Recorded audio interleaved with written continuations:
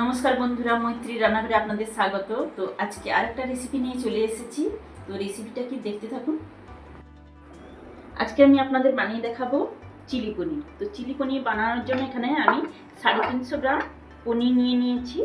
তো আমাদের বাড়িতে যতটা পরিমাণ লাগবে ততটাই নিয়েছি। আর মশলা সমস্ত কিছু রেডি করে নিয়েছি, উপকরণ। তো কি কি উপকরণ নিয়েছি সেটাই দেখাচ্ছি। এই যে দেখুন, এখানে রসুন কুচি করে নিয়েছি, আর কাঁচা লঙ্কা কুচি করে নিয়েছি 4টে, আদা কুচি করে নিয়েছি। তো রসুনটা আমি 1 চামচ কুচি নিয়েছি, তো আদা কুচিটাও 1 চামচ নিয়েছি।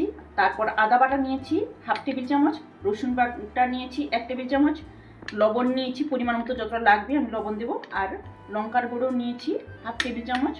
এখানে গোলমরিচের গুঁড়ো নিয়েছি 1/2 টেবিল চামচ, চিনি নিয়েছি, সাদা তেলে করবো রেসিপিটা। তো এখানে টমেটো সস নিয়েছি 4 টেবিল চামচ, তারপর চিলি সস নিয়েছি 2 টেবিল চামচ, এখানে সয়া সস নিয়েছি 1 টেবিল চামচ, আর এটা নিয়েছি ময়দা 1 টেবিল চামচ, আর এখানে কর্নফ্লাওয়ার নিয়েছি 5 টেবিল চামচ, আর ক্যাপসিকাম একটা এইভাবে কেটে নিয়েছি, আর নিয়েছি 3টে পেঁয়াজ এইভাবে কেটে নিয়েছি। তো পনিরটাকে আমি প্রথমে ম্যারিনেট করব। তো কি কি উপকরণ দিয়ে ম্যারিনেট করছি দেখতে থাকুন। প্রথমে 1/2 টেবিল চামচ মতো লবণ নিয়ে নিচ্ছি, তারপর গোলমরিচের গুঁড়ো 1/2 টেবিল চামচ নিয়ে নিচ্ছি, লঙ্কার গুঁড়োটাও 1/2 টেবিল চামচ নিয়ে নিচ্ছি, ময়দাটা 1 টেবিল চামচ দিয়ে দিলাম, আর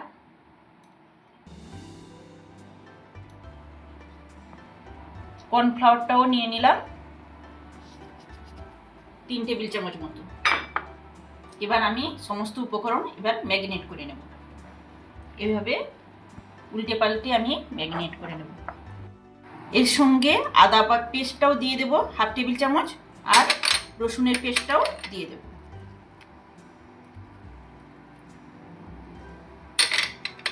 তো একটু একটু করে উল্টে পাল্টে আমি ভালোভাবে ম্যারিনেট করে নেব।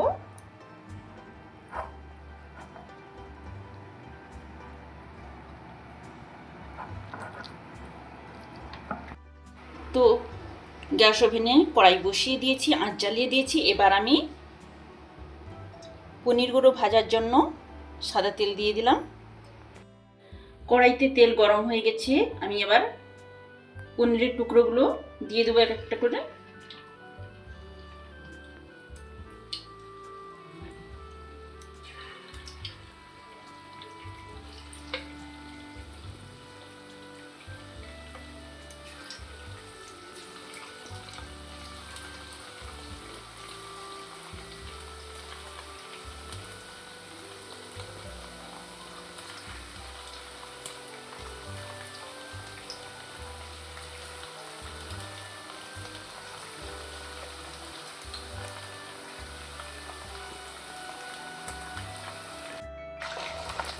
এপিট ওপিট উল্টে পাল্টে আমি লাল লাল করে একটু ভেজে নেব পনিরগুলো।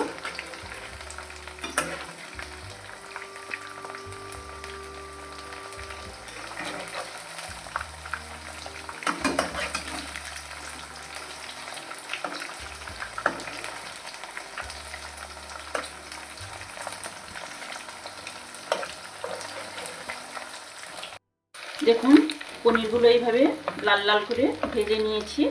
তো এবার আমি তুলে নেব।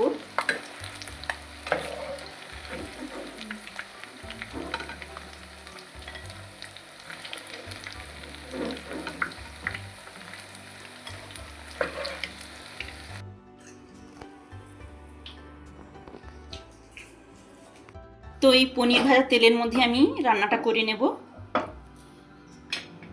প্রথমে আমি দিয়ে দিচ্ছি তেলের মধ্যে আদা কুচি, রসুন কুচি, কাঁচা লঙ্কার কুচি দিয়ে একটু লাল লাল করে ভেজে নেব। আদা রসুন আর লঙ্কাটাকে একটু লাল লাল করে ভেজে নেব, 2 মিনিট মতো লাগবে।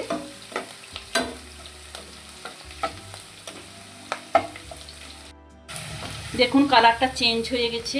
এই সময় আমি পেঁয়াজের টুকরোগুলো দিয়ে দেব। ক্যাপসিকামের টুকরোগুলোও দিয়ে দিচ্ছি। দিয়ে 2-3 মিনিট আমি এইভাবে নাড়াতে থাকি। পেঁয়াজগুলো দেখুন কালার চেঞ্জ হয়ে গেছে, পেঁয়াজগুলো ভাজা ভাজা হয়ে এসছে। এবার আমি সসগুলো অ্যাড করব। টমেটো সসটা দিয়ে দিচ্ছি, গ্রিন চিলি সসটাও দিয়ে দিলাম, সয়া সসটাও দিয়ে দিলাম। এবার সসের বাটিগুলো ধুয়ে একটু জল দিয়ে দেব।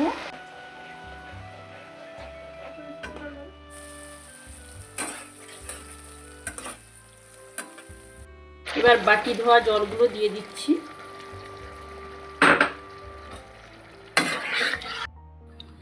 তো আমি আরো একটু জল অ্যাড করব। তো পনিরগুলো জলের মধ্যে একটু সেদ্ধ হবে, সেই জন্য ঘি থাকবে, সেই জন্য আমি জল দিচ্ছি। যারা শুকনো শুকনো খেতে চান তারা জল না দিতেও পারেন। তো আমি আর একটু জল অ্যাড করব, যেহেতু আমরা রুটি পরোটার সঙ্গে খাবো।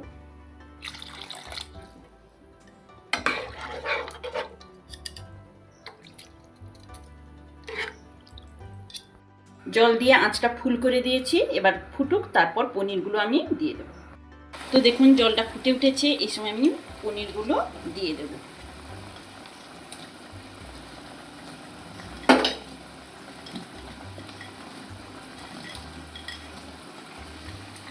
এবার খুন্তি দিয়ে একটু নাড়িয়ে চাড়িয়ে দেব। তো একটু 2-3 মিনিট মিডিয়াম আছে ফুটতে থাকুক, আঁচটা একটু মিডিয়াম করে দেব। যেহেতু সসগুলোতে লবণ আছে, সেই জন্য আমি অল্প পরিমাণ লবণই দিচ্ছি, বেশি দেব না। চিনিটাও অ্যাড করছি আমি এই সময়। তো এবার নাড়িয়ে চাড়িয়ে নেব আর আঁচটা মিডিয়াম করে দেব। তো এইভাবে মিডিয়াম আছে 2-3 মিনিট ফুটতে থাকুক।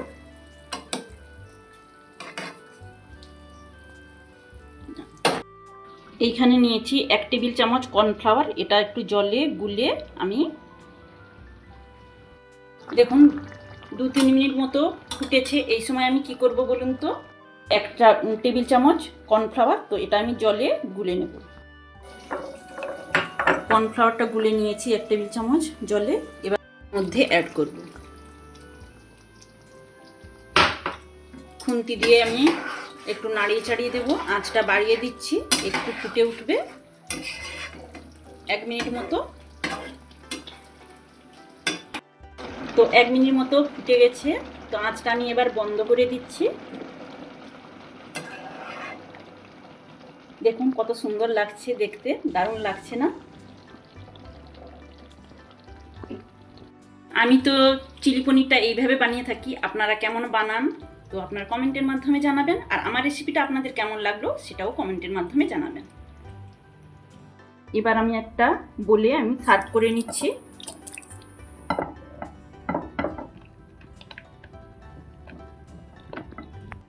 আমার চিলি পনির রেসিপিটা যদি আপনাদের ভালো লেগে থাকে তাহলে নতুন বন্ধু হলে পাশে থাকবেন, তো লাইক দিয়ে কমেন্ট করবেন, শেয়ার করবেন।